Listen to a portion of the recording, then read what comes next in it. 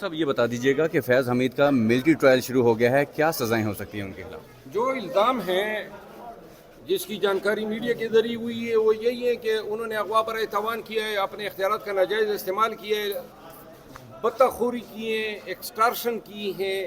تو تعزیرات پاکستان کے تحت بھی اور آرمی ایکٹ کے تحت یہ سنگین جرائم ہیں اور کم سے کم سزا اس کی سزائے موت ہے. اچھا، آگے کیا دیکھتے ہیں؟ یہ روایت آگے جائے گی؟ دیکھیں آغاز بڑا اچھا ہے. جرنیلوں کو انہوں نے کٹہرے میں کھڑا کیا ہے، اس کی ستائش ہونی چاہیے. فوج کا امیج اس سے بہتر ہوگا اور جو شخص اپنے اختیارات کا ناجائز استعمال کرے گا ان کے لیے ایک پریسیڈنٹ ہوگا، ایک مثال ہوگی کہ جی پہلے جو ہیں اپنے وقت کا بڑا ایک طاقتور ترین جرنیل تھا. ایک زمانے میں ان کا طوطی بولا کرتا تھا اور سب کو پتہ تھا یہ کیا کرتا پھر رہا ہے. تو لہٰذا چاہے کوئی کچھ کہیں، پی ٹی آئی پہ ان کے کوئی اثرات مرتب نہیں ہوں گے.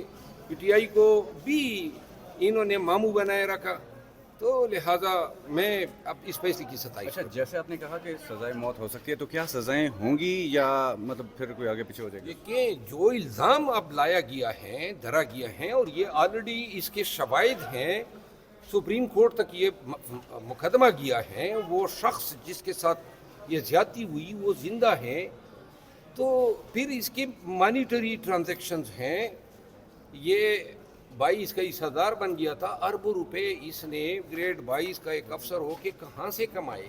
پھر یہ بھی واضح ہیں کہ یہ اپنے دور میں لوگوں کو اغوا کرتا تھا، سیل بنائے رکھے تھے. ان کا دور جو تھا نا، یہ بہت ہی، میں ایک ستائش کروں گا کہ بڑا تیز آدمی تھا. شاید ہی اس ایجنسی کا اس سے زیادہ کوئی یعنی نتائج دینے والا کوئی جرنیل نہیں گزرا ہے. لیکن جو یہ اپنے فرائض کی انجام دہی میں ظلم کرتا گیا، جرائم کا ارتکاب کرتا گیا، وہ بھی ایک واضح اور بیان حقیقت ہے. اچھا مروت صاحب، آپ نے جیسا کہ کہا کہ اس سے پہلے نظیر نہیں ملتی، لیکن اب جب ایک سابق D G I S I کے خلاف یہ کارروائی شروع ہوئی ہے تو یہ کیا میسیج ہے آپ کے خیال میں؟ یہ میسج تو دیکھیں، یہ جرم ہی اتنا بڑا ہے، اور پھر یہ تو اس پہ یہ بھی الزام ہے کہ یہ ریٹائرمنٹ کے بعد بھی کچھ ایکٹیویٹیز میں ملوث رہا ہے. یہ تو اب وقت کے ساتھ پتہ چلے گا کہ کیا ایکٹیویٹیز تھی. لیکن اگر جج گرفتار ہو سکتے ہیں، گھروں میں محصور ہو سکتے ہیں، وزیر اعظم جو ہیں وہ جیلوں میں، جس طرح عمران خان آج نظر بند ہیں، سیاستدان جو ہیں سیلوں میں جا سکتے ہیں، سیاسی کارکن جا سکتے ہیں، تو یہ جرنیل جو ہیں آسمان سے اترے ہوئے تو نہیں ہے. اور میں اس فیصلے کی بہت ہی ستائش کرتا ہوں. اچھا، بہت سے لوگ اس کو پی ٹی آئی سے جوڑ رہے ہیں اور کہا جا رہا ہے کہ یہ تحویل میں لینا پاکستان تحریک انصاف کے لیے بھی آنے والے دنوں میں مشکلات کھڑی کی جا سکتی ہیں. تو کیا واقعی یہ پی ٹی آئی کے لیے ایک دھچکا ہے؟ ساتھ ہی یہ بھی جوڑ لیجیے گا کہ عمران خان، یہ بھی تاثر دیا جا رہا تھا کہ عمران خان صاحب کے یہ پسندیدہ تھے، ساتھ ہی بھی جوڑ لیں. دیکھیں، یہ نون کا نیریٹو تھا، کیونکہ نون کے ساتھ اس نے باجوہ کی ماں پہ زیادتیاں کی تھی، وہ بھی پی ٹی آئی کے کھاتے میں ڈالی جاتی تھی. اسی طرح جو ریفرنس تھا قاضی فائز عیسیٰ صاحب کے خلاف، وہ بھی انہی کا کیا دھرا تھا، وہ بھی پی ٹی آئی کے کھاتے میں ڈالا گیا. طالبان کو ریہیبلیٹیشن کے لیے جو فیصلہ تھا وہ بھی انہی کا تھا، وہ بھی خان کے کھاتے میں ڈالا گیا. تو لہٰذا بہت سارے جو فیصلے ہوئے ہیں وہ پی ٹی آئی کے نہیں تھے.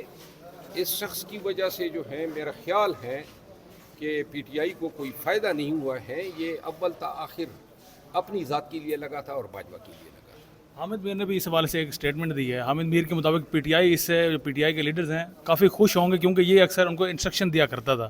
تو ایسا بھی لگ رہا ہے کہ پارٹی میں ایسے ہیں افراد جو انسٹرکشن لیتے تھے؟ کوئی لیتے تھے تو لانا تو ان پہ. جو ملٹری ٹرائل جنرل فیض حمید کے خلاف شروع ہیں،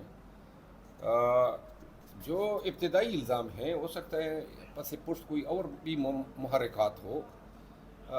شاید میری ذاتی رائے تو یہ ہے کہ اس کو بطور بیٹ بھی استعمال کیا جا سکتا ہے کہ سپریم کورٹ کے اس مقدمے کو جواز بنا کے اس کو کہا جائے کہ جی بھائی آپ کو کسی اور شخصیت کے خلاف کوئی شہادت دیں، وعدہ معاف گواہ بنیں، لیکن جہاں تک وہ سپریم کورٹ کے مقدمے کا تعلق ہے، اغوا کیا جانا، بھتہ لینا، پیسے نکالنا، یہ تعزیر اور قانون کے تحت جرم ہے، بڑا سنگین جرم ہے اور اسی سزائے موت ہے.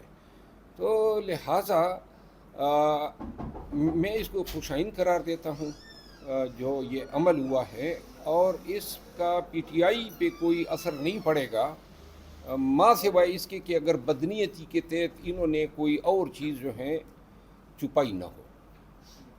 تو کیا کانسیکوینسز ہو سکتے ہیں اس ملٹری ٹرائل کے؟ ملٹری ٹرائل دیکھیے، قانون اور انصاف کا تقاضا تو یہ ہے کہ جنرل باجوہ جو ہے اتنا لا علم تو نہیں تھا کہ ان کا محتاط افسر کیا کر رہا تھا، اور یا تو پھر یہ ہیں کہ جو اربوں روپے اس نے کمائے ہیں وہ باجوہ صاحب بھی حصہ لیتا رہا، کیونکہ وہ بھی کوئی مسجد کا امام تو نہیں ہے. اور میرا خیال ہے کہ قانون اور انصاف کا تقاضا یہ ہے کہ اگر کوئی اور جرائم اس کے تو وہ سب جو ہیں دونوں کو اکٹھے فیس کیا جانا چاہیے. اچھا، اس سے پہلے بھی جو ہے فیض حمید کو عمران خان صاحب کا پسندیدہ تصور کیا جا رہا ہے، یہ تاثر دیا جا رہا تھا، تو کوئی فرق پڑے گا عمران خان صاحب کے اوپر؟ نہیں، عمران خان کے تو ایک دور میں ہم بھی پسندیدہ تھے. تو عمران خان جو ہے یہ جو فیض کے حوالے سے کہانیاں ہیں نا کہ خان بڑا لائک کرتا تھا، خان کے ساتھ ویسے چند مواقع پہ میری بات چیت ہوئی ہے. میں نے ان کی باتوں سے کبھی یہ اخذ نہیں کیا ہے کہ ان چیزوں میں صداقت ہے. شاید خان صاحب کو بھی یہ ادراک تھا کہ فیض جو ہیں وہ ڈول رول ادا کر رہا ہے، وہ بیسیکلی بنیادی طور پہ اپنی ذات کے لیے لگا تھا. D G I S I کے منصب کو اس نے ایبیوز کیا، بلیٹل کیا، اپنے ذاتی دنیاوی مقاصد کے لیے استعمال کیا، ایجنسی کو بدنام کیا. اور میرا خیال ہے کہ ان تمام حرکات و سکنات اور افعال سے اس وقت کا آرمی چیف جو ہے بے خبر نہیں تھا. اور خان صاحب کا پسندیدہ ہونے کے حوالے سے کوئی ایک نیکی کوئی بتا دے جو اس شخص کی وجہ سے پی ٹی آئی کے ساتھ ہوئی ہو، بلکہ الٹا جب 9 مئی ہوا تو اس کے بعد بہت ساری ویڈیوز جو ہیں اس کے دور میں بنائی گئی تھی. جس طرح سے ابھی آپ کہہ رہے ہیں کہ وہ خان صاحب کے پسندیدہ نہیں تھے، اسی طرح کی اسٹیٹمنٹ وزیر دفاع کی جانب سے بھی آئی چند دنوں پہلے. ہم نے دیکھی کہ انہوں نے کہا کہ 2019 سے ہی فیض حمید نے انہیں یہ بابر قرار دیا تھا اور یہ کہہ دیا تھا کہ جناب آپ تیاری پکڑیں، آپ کو حکومت ہم دیں گے. تو یہ یعنی کہ تانے بانے تو 2019 سے پھر مل رہے ہیں. بالکل ڈوول رول تھا. باجوہ کا بھی یہی تھا. وزیر دفاع نے باجوہ کا بھی کہا تھا کہ 2019 سے ہمارے ساتھ ڈائیلاگ کر رہا تھا. لیکن یہ ہیں کہ یہ چیزیں جو ہیں وہ اس وقت پی ٹی آئی کی قیادت سے مس نہیں ہونی چاہیے تھی. ان چیزوں کا ادراک ہونا چاہیے تھا، تو پھر یہ رجیم چینج کا عمل شاید نہ ہوتا. ٹھیک ہے، بہت بہت شکریہ. Thank you.